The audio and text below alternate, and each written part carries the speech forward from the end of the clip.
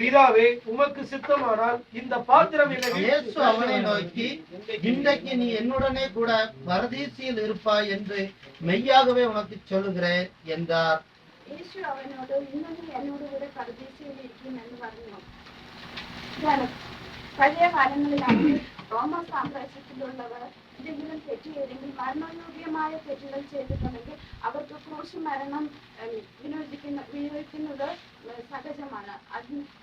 അതുപോലെ തന്നെയാണ് ഈ പ്രാവശ്യവും അവരുടെ ഉത്സവകാലത്ത് തടവുകാരായ രണ്ടുപേരുടെ കൂടെ നമ്മുടെ കർത്താവ് യേശു ക്രിസ്തുവിനെയും കൊല്ലുവാനായിട്ട് അവർ ഗൊൽഗൊഥാ മലയിലേക്ക് കൊണ്ടുപോകുന്നു. യേശു ക്രിസ്തുവിന്റെ കൂടെ രണ്ട് കുഷ്ഠരോഗിക്കാരായ കള്ളന്മാരെയാണ് കൊണ്ടുപോകുന്നത്. ക്രൂശ് മരണം എന്നത് അത് ആ കാലങ്ങളിൽ വലിയ ക്രൂരമായ ഒരു ശിക്ഷയാണ് ആ റോമ സാമ്രാജ്യം നിയോഗിച്ചിരുന്നത്. ഇപ്പോഴും നമുക്ക് യേശുവിന്റെ ക്രൂശിൽ എന്താണ് നമുക്ക് പ്രത്യേകത എന്ന് നമുക്ക് നോക്കാം. ആ കള്ളന്മാരെയാണെങ്കിൽ ഒരാള് വലതു ഭാഗത്തും മറ്റൊന്നിനെ ഇടതു ഭാഗത്തുമാണ് ദൈവത്തിന്റെ കൂടെ ക്രൂശിപ്പിച്ചത്. യേശുവിന്റെ ക്രൂശിലാണെങ്കിൽ നമ്മൾ നോക്കുകയാണെങ്കിൽ യഹൂദന്മാരുടെ രാജാവ് എന്ന് ഒരു മേലെഴുത്തുണ്ടായിരുന്നു. അതിന് INRI എന്ന് പറയുന്ന ഒരു മേലെഴുത്തുണ്ടായിരുന്നു. അതുപോലെ തന്നെ കള്ളന്മാരുടെ തലയിലാണെങ്കിൽ മുൾക്കിരീടമോ ഒന്നും ധരിപ്പിച്ചിട്ടില്ലായിരുന്നു. പക്ഷെ നമ്മളുടെ രക്ഷകനായ യേശു ക്രിസ്തുവിന്റെ ശിരസിലാണെങ്കിൽ ഒരു മുൾക്കിരീടം ധരിപ്പിച്ചിട്ടുണ്ടായിരുന്നു. ഇത് നമ്മൾ നോക്കുകയാണെങ്കിൽ ആ വലതു ഭാഗത്തുള്ള കള്ളനെ നോക്കുമ്പോൾ വലതു ഭാഗത്തുള്ള കള്ളൻ ഇത് രാജാവാണെന്ന് യഹൂദന്മാരുടെ രാജാവ് എന്നുള്ള ആ മേലെടുത്ത് കാണുമ്പോൾ അതിന് മനസ്സിലാകുവാൻ സാധിച്ചു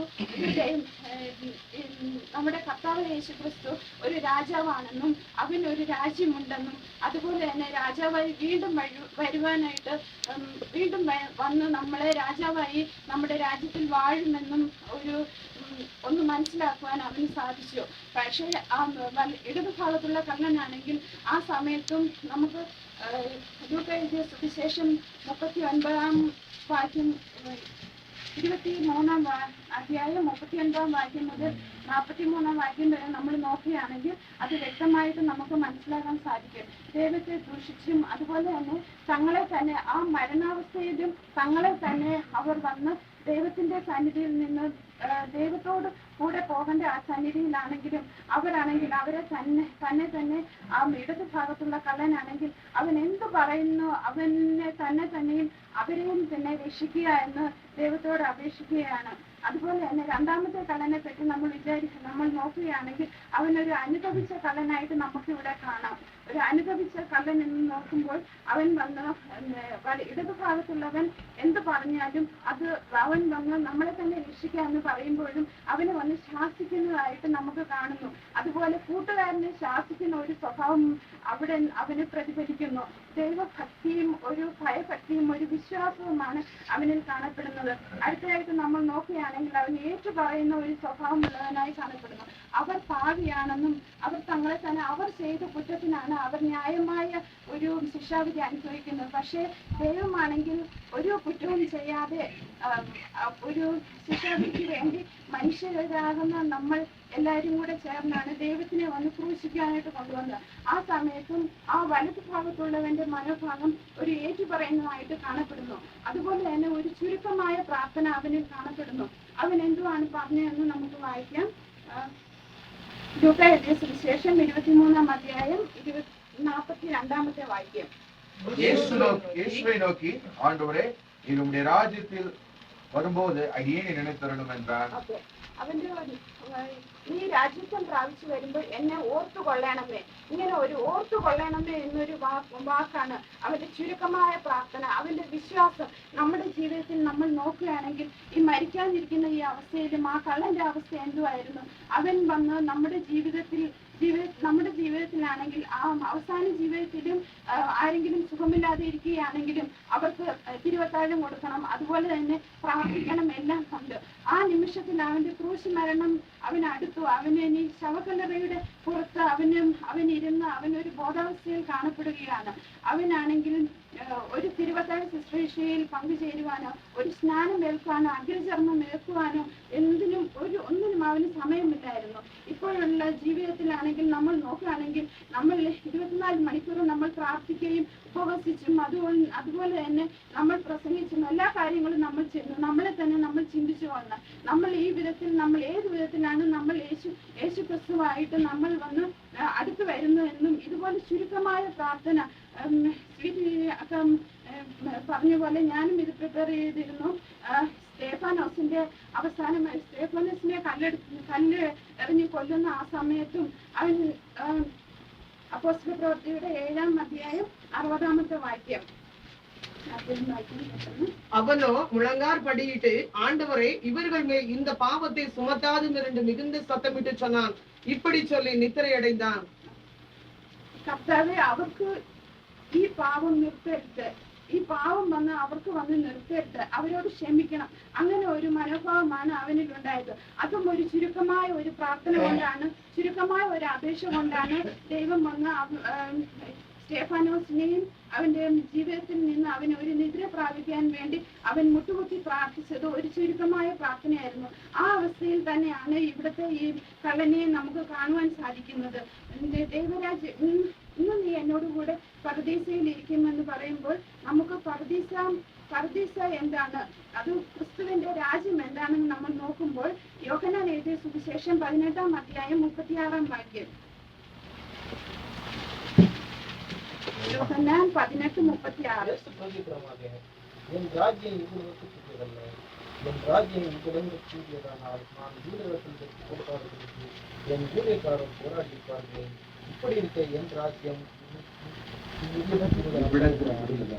ദൈവത്തിന്റെ ക്രിസ്തുവിന്റെ രാജ്യം അതുപോലെ പർദീസ എന്തുവാണെന്ന് നമുക്ക് ഇവിടെ വ്യക്തമായിട്ട് നമുക്ക് കാണുവാൻ സാധിക്കും. ഈ ലോകത്തിന് ആവശ്യമായ കാര്യങ്ങളെ ചിന്തിക്കുന്ന, ലോകത്തിനായിട്ടുള്ള കാര്യങ്ങളെ ചിന്തിച്ച് അതുപോലെ തന്നെ ലോകപ്രദമായി നടക്കുകയാണെങ്കിൽ നമുക്ക് വന്ന് ലോകത്തിലുള്ള ദൈവത്തിന് യേശുക്രിസ്തുവിനെ വന്ന് രക്ഷിക്കാനായിട്ട് എല്ലാവർക്കും സാധിക്കുമായിരുന്നു. പക്ഷേ ഈ സമയത്ത് നമ്മൾ കാണുന്നത് ഇത് വന്ന് ലോകത്തിന് ആവശ്യമായ ഒരു രാജ്യമല്ല. ഇത് വന്ന് ക്രിസ്തുവിന്റെ രാജ്യം ഐഹികമാണെന്നാണ് നമുക്ക് ഐഹികമല്ല എന്നുള്ളതാണ് നമുക്ക് സാധിക്കുന്നത്. ഇവിടെ 2 പേർ എന്നുള്ളത് വന്ന് നമുക്ക് കാണുവാൻ സാധിക്കും. മത്തായി ആരും വായിക്കേണ്ട. മത്തായി എഴുതിയ സുവിശേഷം 24-ാം അധ്യായം 40-41 നമ്മൾ നോക്കുകയാണെങ്കിൽ അതിൽ കാണുവാൻ സാധിക്കുന്നതാണ്. 2 പേർ വയലിൽ ജോലി ചെയ്തുകൊണ്ടിരിക്കുമ്പോൾ ഒരാളെ വന്ന് എടുക്കപ്പെടും, അതുപോലെ തന്നെ മറ്റവനെ വന്നും ദൈവം എടുക്കാൻ സാധിക്കുകയില്ല. അതുപോലെ ദൈവത്തിന്റെ 2ാമത്തെ വരികയിൽ നമ്മൾ നോക്കുകയാണെങ്കിൽ നമ്മൾ വന്ന് 2 പേർ കാണപ്പെടും.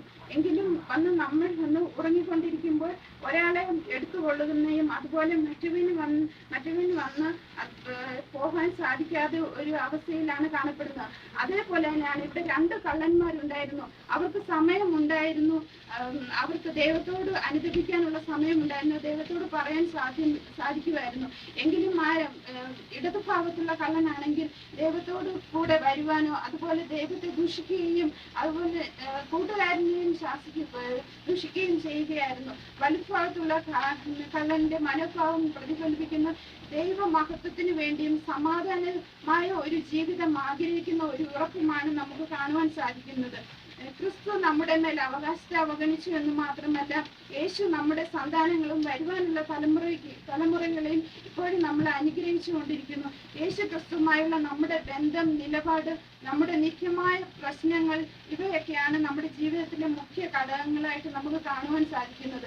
ഇവയെല്ലാം ത്യജിച്ച് ഇതിന് ആവശ്യമായ എല്ലാ കാര്യങ്ങളും ചെയ്തെന്ന് നമുക്ക് ഇവിടെ നിന്നും കൃത്യമായി വ്യക്തമാകാം. ഈ വലതു ഭാഗത്തുള്ള കള്ളിനെ കുറിച്ച് നമ്മൾ നോക്കുകയാണെങ്കിൽ അതുപോലെ തന്നെ യേശു ക്രിസ്തുവിനെ വന്ന് പാപിയാക്കി മാറ്റി. ആർക്കെങ്കിലും വായിക്കാം. 2 കൊരിന്ത്യർ 5-ാമത്തെ അധ്യായം 21-ാം വാക്യം.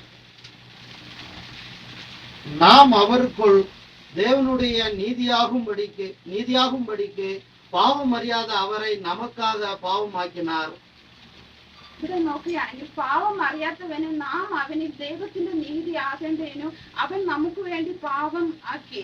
പാവം എന്നുള്ളത് അറിയാത്ത ഒരു യേശുവിനെയാണ് ഇവിടെ വന്ന് പാവമാക്കി മാറ്റിയത്. അത് എന്തിനു വേണ്ടിയാണ്? നമ്മൾ ചെയ്യുന്ന ഓരോ പ്രവർത്തനവും, നമ്മൾ ചെയ്യുന്ന ഏതെങ്കിലും ഒരു കാര്യം നമ്മൾ വന്ന് നല്ല രീതിയിൽ ചെയ്യുന്നു എന്ന് നമ്മൾ വിചാരിക്കുന്നു. പക്ഷെ അടുത്തവരുടെ മുമ്പിൽ നമ്മൾ നല്ല രീതിയിൽ ചെയ്യുകയായിരിക്കും. പക്ഷെ യേശു ക്രിസ്തു ആണെങ്കിൽ നമ്മുടെ പാവങ്ങൾക്ക് വേണ്ടി നമ്മുടെ ജീവൻ തന്നെ നമുക്ക് വേണ്ടി ജീവബലിയായി അർപ്പിക്കുകയാണ് ചെയ്തത്. യേശയ്യാ പ്രവാചകന്റെ 53-ാം അധ്യായത്തിൽ പറഞ്ഞിരിക്കുന്ന പോലെ യേശുവിന് ക്രൂശിച്ചു, അതുപോലെ അവൻ എല്ലാ കഷ്ടപ്പാടുകളും അനുഭവിച്ചു.